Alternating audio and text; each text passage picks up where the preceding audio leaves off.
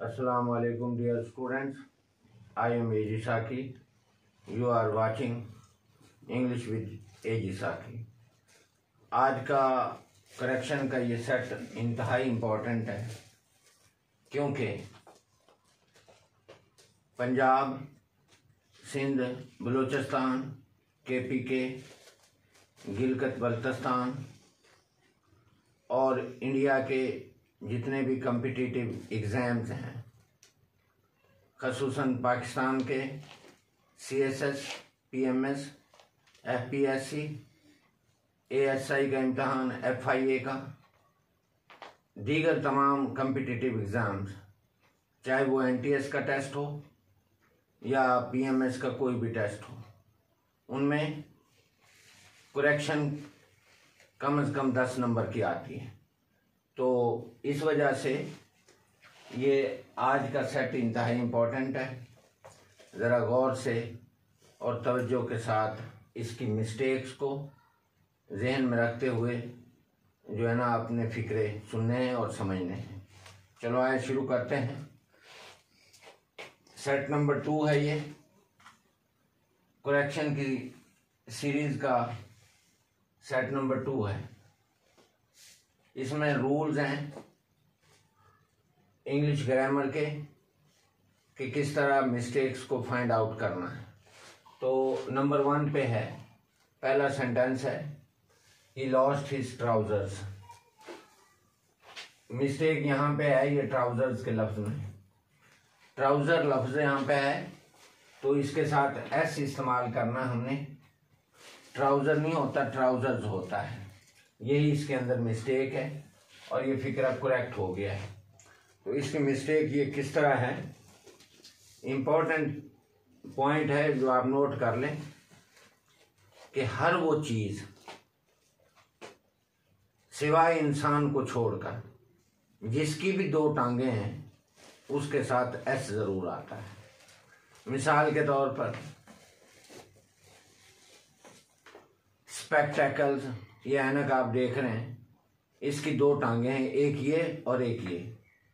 हर वो चीज़ जिसकी 2 टांगें हैं इंसान को छोड़कर उसके साथ एस ज़रूर आता है उसके आखिर में। जैसे सॉक्स हो गए, जुराबें, सीजर्स कैंची हो गई, टोंग्स चिमटा हो गया, बिलोंग्स लोहार की धूकनी हो गई जिसमें वो जिसे हवा भरता है और फिर लोहा गर्म करके उसको औजार बनाता है।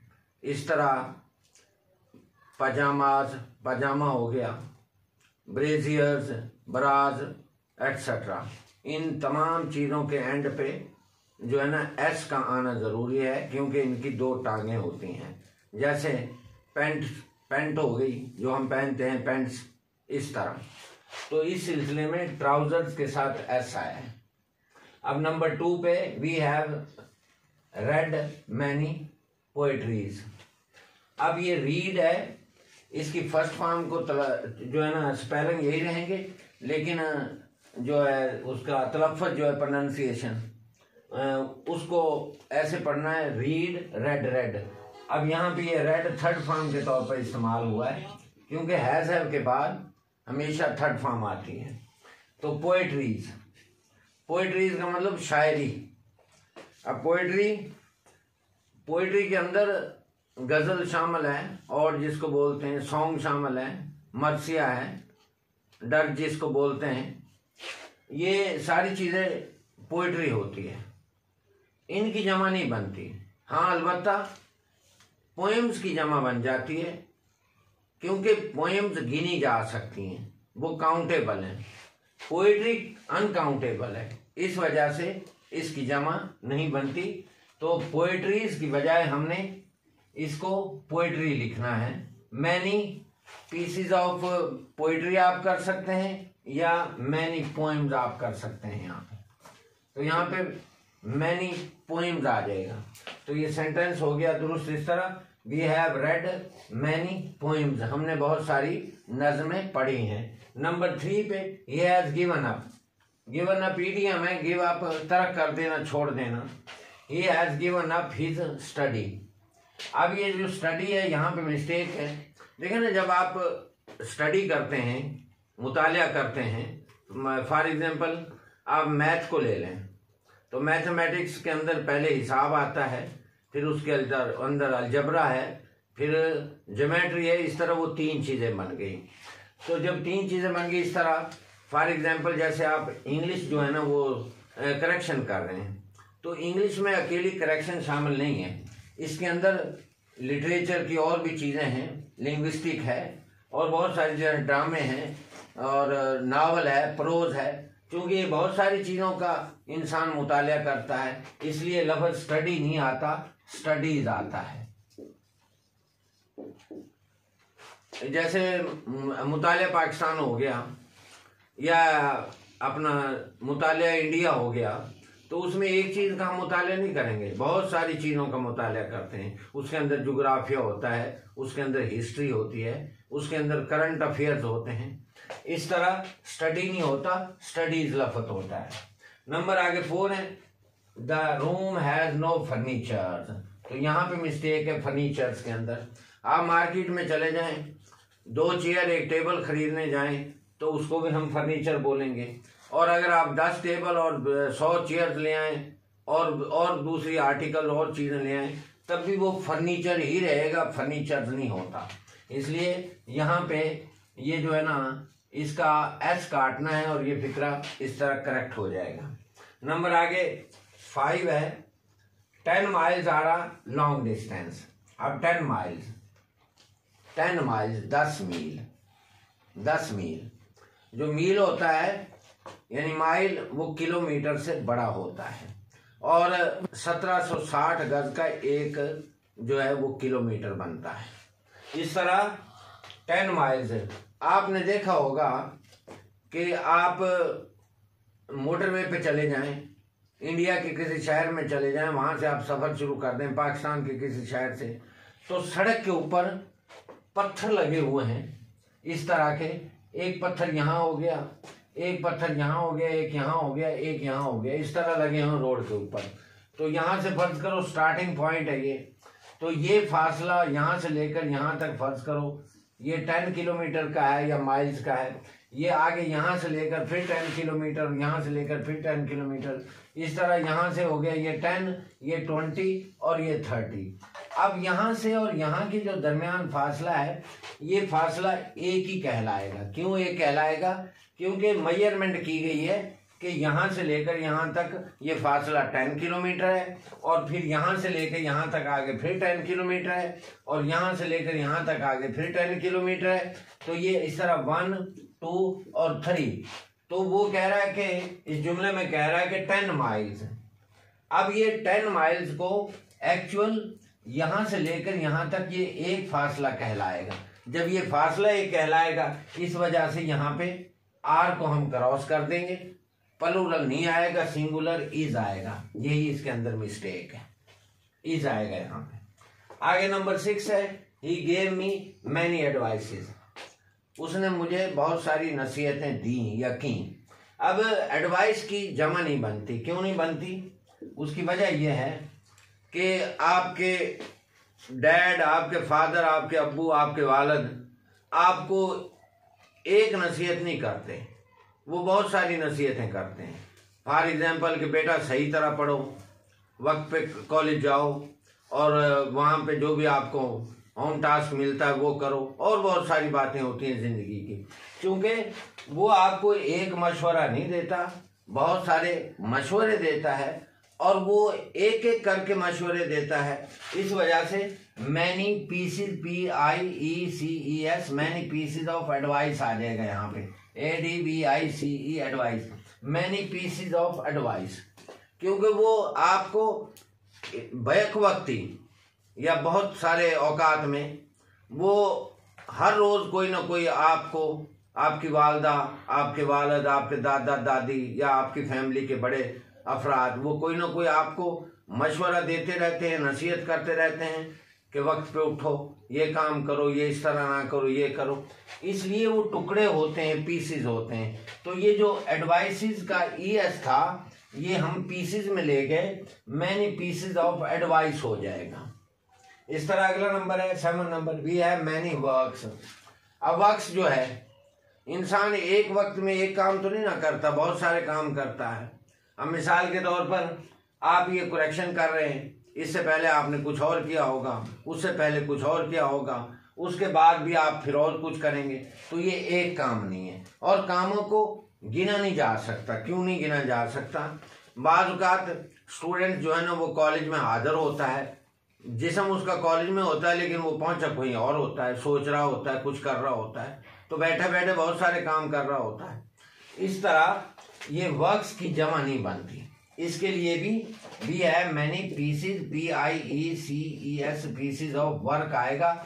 ये जो वर्क का एस है, वर्क्स, ये एस पीसीज में चला गया और सिर्फ अकेला वर्क रह गया।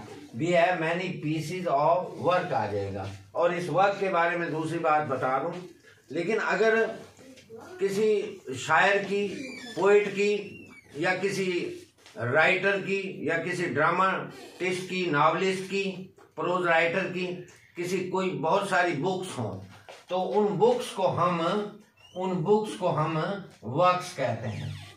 जो उस राइटर की बुक्स होती हैं उनको हम वर्क्स कहते हैं, जिसको निगार शात भी कह सकते हैं, कंपोजिशंस भी कह सकते हैं, या उस राइटर की बहुत सारी किताबों को, उसके काम को जो उसने लिटरेचर में किया है या लिंग्विस्टिक में किया है या किसी और सब्जेक्ट में किया है और बहुत सारी बुक्स लिखी हैं, उनको हम वर्क्स कहते हैं।